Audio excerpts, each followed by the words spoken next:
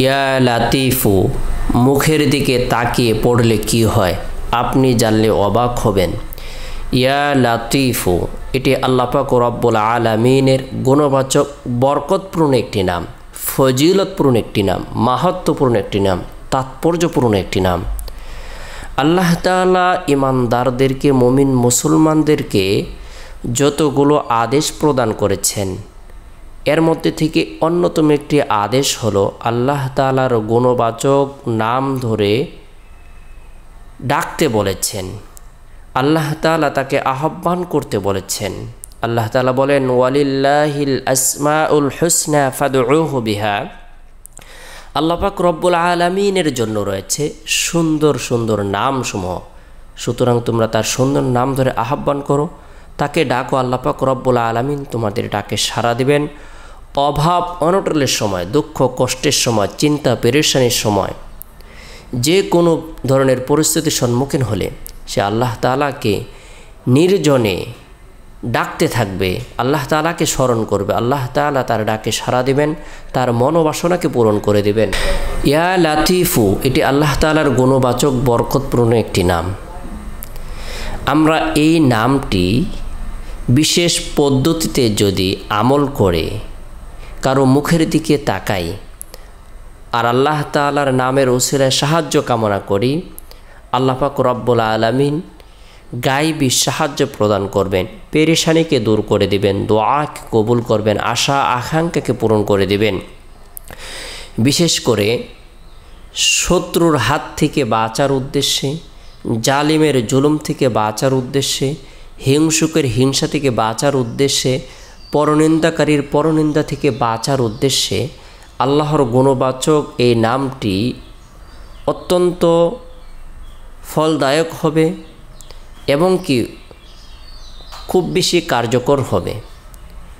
আমরা অনেক সময় দেখি আমার আপন মানুষ, আমার কাছের মানুষ, আমার বন্ধু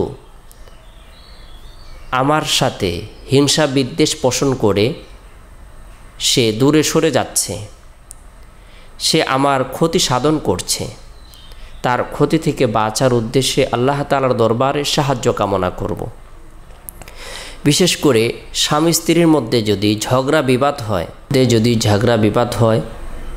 ভাই ভাইয়ের মধ্যে যদি ঝগড়া বিবাদ হয়, মা বাবার মধ্যে যদি ঝগড়া বিবাদ হয়, সন্তান এবং মা বাবার মধ্যে যদি মনোমালিন্য হয়, সেই ক্ষেত্রে আল্লাহ তাআলার গুণবাচক এই নামটি আমল করে আমরা আল্লাহ তাআলার দরবারে সাহায্য কামনা করতে পারি, সাহায্য চেতে পারি। কিভাবে আমরা আমল করব?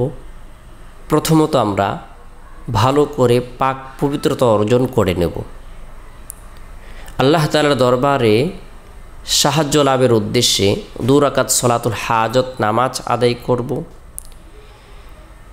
এরপরে তওবার নিয়তে ইস্তিগফারের আমল করব। আস্তাগফিরুল্লাহ রব্বি মিন কুল্লি যামবি ওয়া আতুবু ইলাইহি 21 বার আমল করব ইস্তিগফার।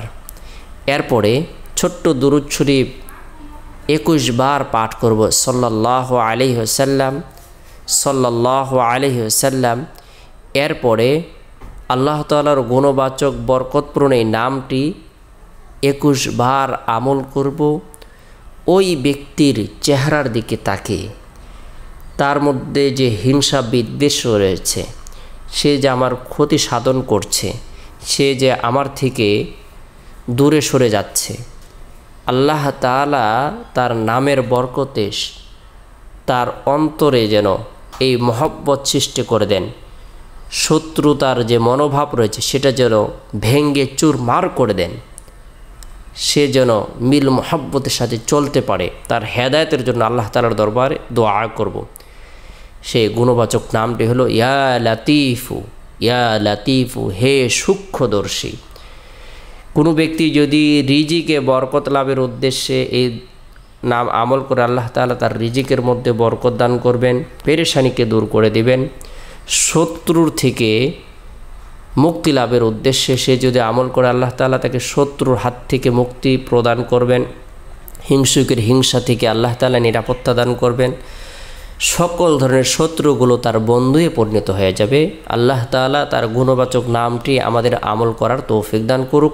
সকলে ভালো থাকুন, সুস্থ থাকুন, সকলে সুস্বাস্থ্য কামনা করে শেষ করছি। আসসালামু আলাইকুম ওয়া রাহমাতুল্লাহ।